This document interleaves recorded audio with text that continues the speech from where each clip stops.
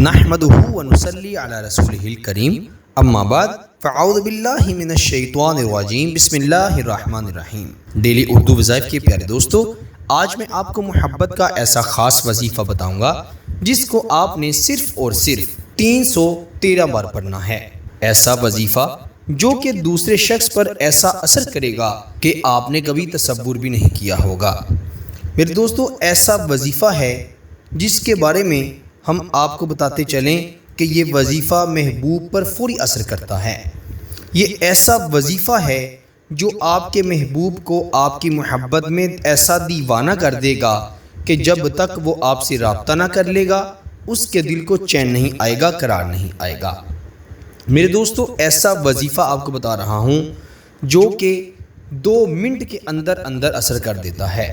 جی ہاں میرے دوستو، 2 منٹ میں آپ کا محبوب آپ کا ایسا دیوانہ ہو جائے گا کہ آپ نے کبھی سوچا بھی نہیں ہوگا۔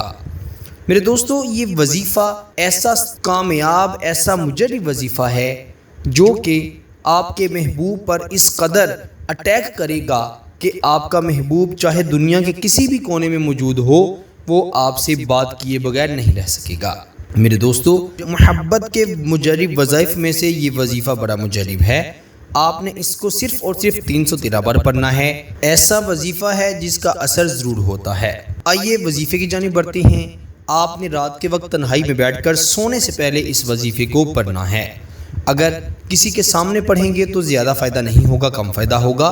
اگر تنہائی میں پڑھیں گے یا جس جگہ پر پڑھ رہے ہیں وہاں پر اگر کوئی شخص موجود ہے تو وہ سو چکا ہو، پھر اس کا انشاءاللہ 100% آپ کو فائدہ ہوگا۔ میرے دوستو، اس وظیفے کو آپ نے باوضو ہو کر پڑھنا ہے۔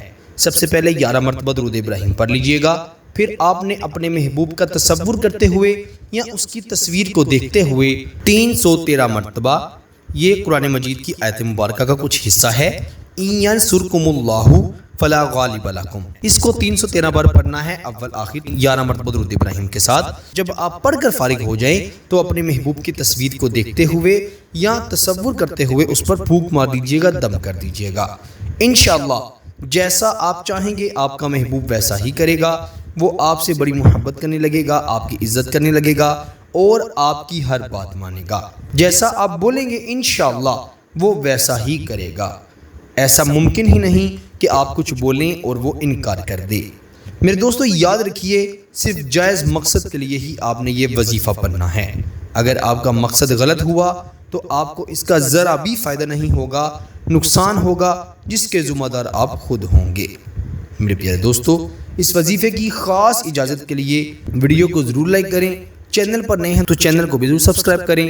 آپ سے انشاءاللہ اگلی نئی ویڈیو میں ضرور ملاقات ہوگی۔ تب تک کے لیے اپنا بہت سارا خیال رکھیے گا اور بندائی ناچیز کو اپنی دعاؤں میں ضرور یاد رکھیے گا۔ اللہ حافظ۔